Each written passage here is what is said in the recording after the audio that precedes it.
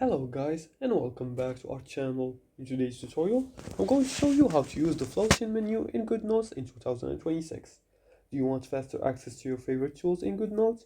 The floating menu can save you a lot of time. In today's video, I'll show you exactly how to use it effectively.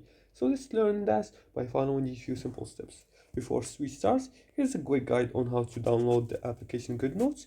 We're just gonna head to the Play Store or App Store depending on which device you're using, and you're gonna search for the application Goodnotes. Once you find it, you're going to make sure to click on it and then install the Goodnotes application.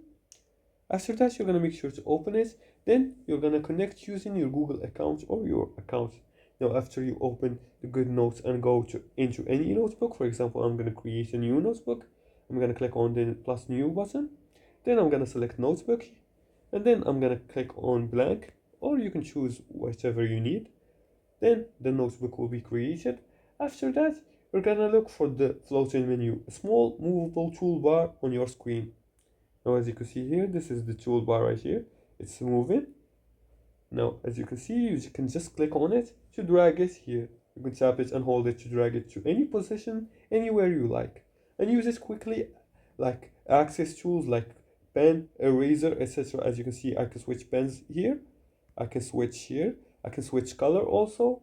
You can use it to customize tools like pen, eraser, and highlight without going back to the main menu. And customize your workflow by keeping it near where you usually write. Now, place it where it doesn't block your writing, so in the edge, and use it as a quick tool for switching. And the floating menu is a simple but powerful feature that speeds up your workflow. Use it smartly to write faster and more efficiently. And if you like this video and found this helpful, please like and subscribe and leave a comment below the video if you have further more questions about this topic. Thanks for watching and see you again in the next tutorial.